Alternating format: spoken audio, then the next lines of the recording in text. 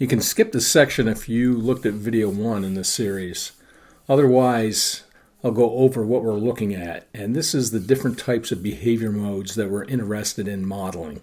And there's exponential growth, exponential decline, goal-seeking, S-shaped or logistics growth, overshoot and collapse, and oscillation.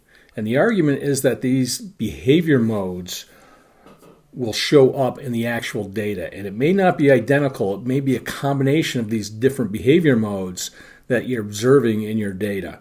And when we're modeling, we want to know what type of structure will generate the different behavior modes. And this series of videos is going to show you what structure, or what very simple structure, will generate the different behavior modes. What you're seeing here is S-shaped or logistics growth. It's common in a lot of products or agricultural systems, environmental systems. It's carrying capacity, really. So there are two things that are going on. One is that you have a growth phase, and things seem to be growing exponentially.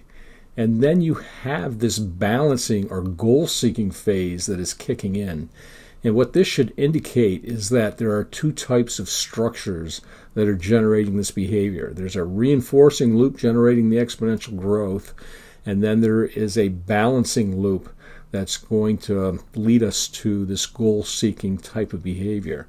And what we'll do now is we're going to build a simulation model capable of generating S-shaped or logistics growth. So I've opened a new model, and I'm going to set this. I'm going to do a model for the S-shaped growth that's going to be of deer. So I'm going to set this to year. Starting at 0 is fine. I'm going to run it out for 25 years. And I will adjust the time step, or DT, to 0.0625. I'm going to click OK. I'm going to go up and I'm going to click on the stock. I'll come down here and throw a stock in, and this will be deer. I'll go up to my flow variable. I'm going to click to the left once, and then I'm going to drag, and then I'll re-click again when I'm on top of the deer, and this will be my births. I'm going to go to the handle, just make my deer stock a little bit bigger, center it. I'll go back up to my flow variable, and I'm going to have deaths here. I'm going to click on the deer, and I'm going to go to the right and click. This will be deaths. I'm going to go up to the top left and select the variable icon. I'm going to come down here and click, and this is going to be the average life of deer. Or how about average lifespan of deer? I'm not sure exactly what this is. This is something, data that I could actually look up. I think I recall in the wild that they could typically live 12 to 15 years. I'm going to put that in as 15 years in a minute. So let me go in and do that right now. I'm going to go to the equation and double click, and I'll put 15, and the units are going to be years. Click OK. Now I'm going to click on my arrow key. My average life will be, I'm going to click once and let go of the click, and then I'm going to go down and click again halfway through, and then I'm going to go to the flow valve, and I still have the arrow selected, so I'm going to go from deer to deaths. And I'm going to add another variable in here right now, which I'm thinking is going to be the fractional birth rate of deer. This is actually per year, right? But I'll leave that out. I'll click on my arrow. I'm going to click on the fractional birth rate, come halfway and click. And the births are also a function of the deer. So I have pretty much everything I need. I'll click on the equations. Go to my fractional birth rate of deer and click on that. I'm going to set it to 0.5. My assumption, and this is again is something I could look up, is going to be that what fraction of the deer are going to give birth every year. So every female is on average going to give birth to one per year. And I understand it takes a little time for them to mature and stuff also before they can start to reproduce. but I'm good with this number to start out with. And this is going to be dimensionless. And I'll go in here and do the drop down to grab on the dimensionless indicator. And it's a fraction per year. So I'll put year in there. Click OK. And if I go to deer, I'm going to start out with 1,000. So you can see that the inflows and the outflows are automatically calculated in here. This is going to be 100. My units are going to be deer. I'll click on OK. And now if I look at births, it's simply going to be my deer multiplied by, I'll put a plus sign in there, multiplied, did put a time sign in, times the fractional birth rate of deer. The unit should be deer per year, \year, okay. And my deaths, this is the average lifespan, so I'm going to do a division in here is what's occurring. And it's going to be deer divided by my average life. And again, with all the flows, the unit should be whatever's in the stock per time unit we're using. So this is going to be deer per year. I've put that in for the inflow, so I can go in here and select this already and click OK. I now have a running model. I'll move this over one more time, and I'm going to jump up here, and I'm going to go to show my control panel. I'll go to custom graphs. I'm going to go to a new graph. This is going to be deer population for now. Just copy that and paste it up here. Deer population graph. And the variable I'm going to add in here is going to be just the deer population. And I'll go in and make this so it's a little bit thicker, my line. And now I'm going to add this. So let me go to my controller, click down to the workbench tool, throw that in there, and for the workbench, a custom graph. And the graph I'm going to want is going to be my deer population graph.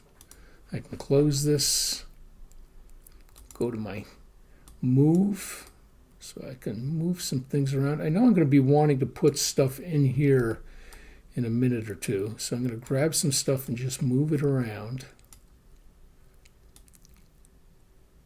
And now I am ready to click on the simulate button.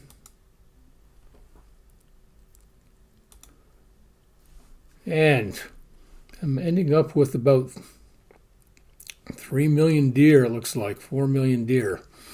So there's nothing limiting this is what's occurring. And one of the lessons here in the way I've done it this way is you want to start modeling and always have a running model. So even though this is incorrect for my S-shaped growth, I wanted to start this way to get a running model as quickly as possible. So, and if you're thinking about this, I've got this reinforcing and I have a balancing loop here. If there were no bursts, this would just drain out. It would be like radon. And with just the burst, this is exponential growth. So we've sort of built these models already. And what I'm going to do now is I'm going to add some additional variables. I'm going to click on the variable, come down. I'm going to type in carrying capacity.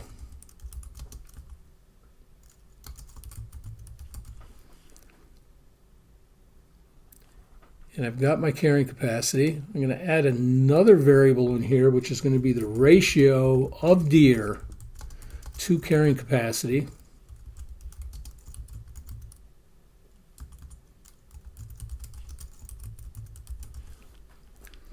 And now let me go in and do some connections. I'll click on the arrow. The deer is going to go to the ratio, and the carrying capacity is going to go to the ratio. I'll go up to my equations, and it's a ratio, so I'm dividing one thing by another. It should be deer divided by the carrying capacity, and this should be in units of deer. Carrying capacity should be in units of deer, so this will be dimensionless. Okay there. And my carrying capacity is going to have units of deer.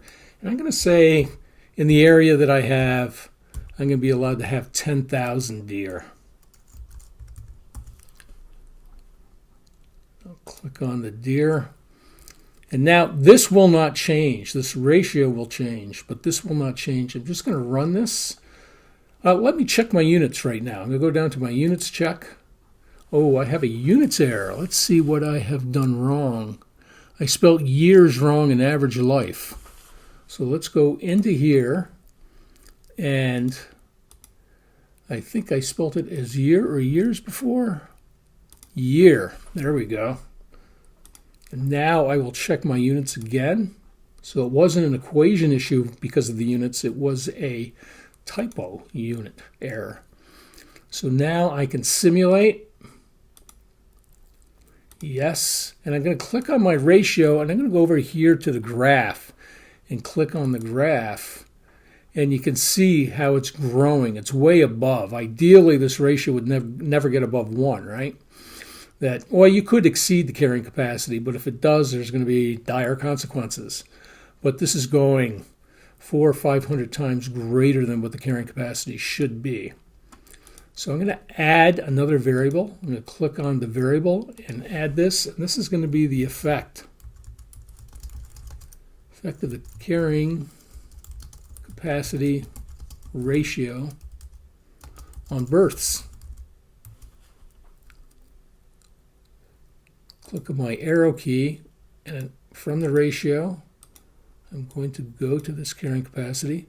To open this up a little bit bigger, I see I've spelled the wrong. I'll click on the variable again and go in and double click and hopefully spell it right this time.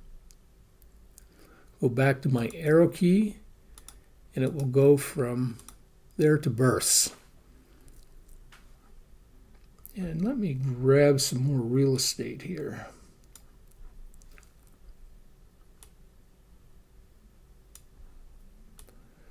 Hold this up. There we go. And now I have some equations. If I go to my equations, the first thing I'm going to do is I'm going to make this 1 minus the ratio. And what this is actually saying, if it's 1 minus the ratio, imagine the ratio is very low. And as the number of deer starts to reach carrying capacity, this is going to start to approach 1. 1 minus a smaller number than 1 means this whole number is going to be getting smaller and smaller and smaller. I will then use that to multiply by the bursts, so I'd start to reduce the bursts. So imagine as the environment starts to get constrained, that it's going to be more and more difficult for deer to find food, and that their birth rate would be affected by that. The units here are still going to be dimensionless. 1 will be dimensionless, and the ratio is dimensionless coming in. I'm going to click OK. And now what I'm going to do is just multiply this whole thing by the effect. So it's going to be times the effect of the carrying capacity. And when I run this again, I'm anticipating that it should grow to this limit of approximately 10,000 or less. So let me run this and click yes. And you can see it is less than 10,000. What I'm going to do now is I'm going to click on my graph and go to edit. And I'm going to add a variable into my graph. I'm going to go down and click on this plus. And I want to add in carrying capacity. Okay, I want to keep it on the same scale. And I'm going to click on this to make it so that it appears larger. And you can see it's the red line up here. And that there's a gap between these two. And that even though my carrying capacity is at 10,000, I am less. And the reason for this, we call this is a steady state error in the system. All stocks represent delays. And deer are dying and freeing up room for more births is what's occurring. And this is taking time, again, because all stocks represent delays. And I am getting a steady state error is what's occurring. So what I could do is get rid of the deaths at this point I could factor this in, which I won't do, to figure out what the net fractional birth rate is. But I could change the structure so that I can make this a net flow. I'm just going to add a variable in here. I'm going to call this the net flow. And I'm going to connect my births and my deaths to the net flow. Go into my equations here. And it should be births minus the deaths. And the units here should be deer per year. I'm subtracting deer per year from deer per year. Let me double check my units, see if I've got my math right. I'm good to go. And now if I simulate this, you should be asking, and again, this is one of the things we want to do with these mental models. So we always want to ask, what do we think is going to happen? And my intuition is telling me that if it's a net flow, if it is in steady state equilibrium, the inflows equal the outflows. So the births in this case should equal the deaths. So I will simulate this. Yes. I'll click on my net flow and I'll go down to the graph over here on the left. And I can see the net flow is increasing and then it is decreasing. So the net flow is coming down.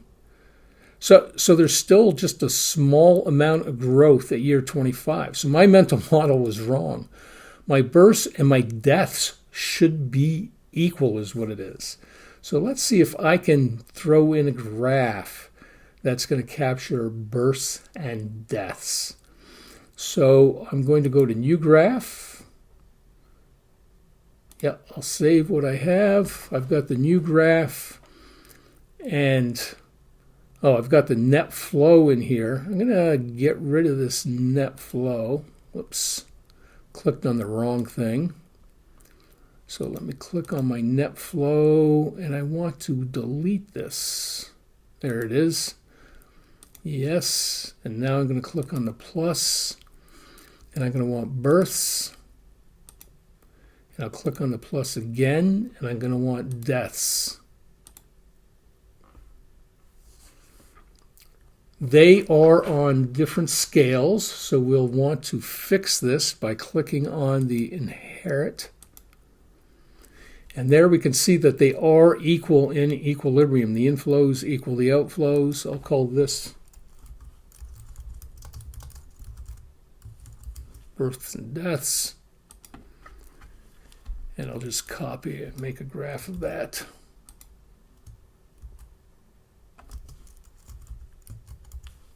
I think one other thing I can show you too is if I click and hold the shift key on births and deaths, I can go into the graph and click and it makes a graph automatically of these two, and you can see. So the net flow is approaching zero here is what's occurring.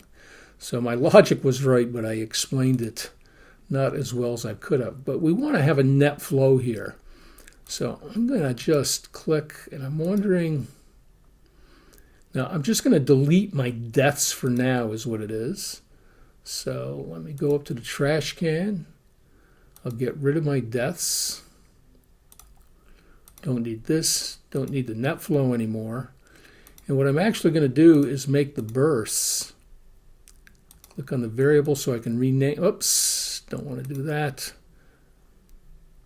Click on the variable, click right on top of this so I can rename this net births. What's actually happening is I'm turning this into a biflow. If this ever became negative for some reason, they would flow out. And again, I can right-click on this handle and tell it to put in an arrowhead and click OK, and I see the double arrowhead. It's negative going this way, positive going this way. And now if I run this, what I'm anticipating is because I don't have this outflow, it's all contained in here, I'm going to get rid of my steady state error. So let me simulate and see if that is the case. And it is, did I click on the wrong thing? Oh, error, because I don't have this anymore. let me delete this graph. And I should be able to just births and deaths.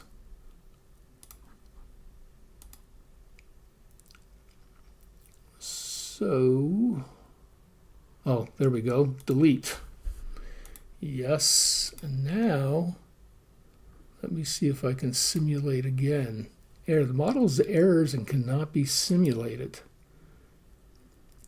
I am not sure why. I'm wondering if I am missing some variables.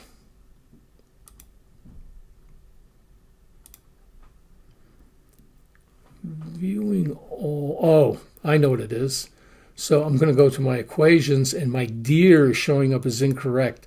I had deleted deaths, but it's still showing up in here.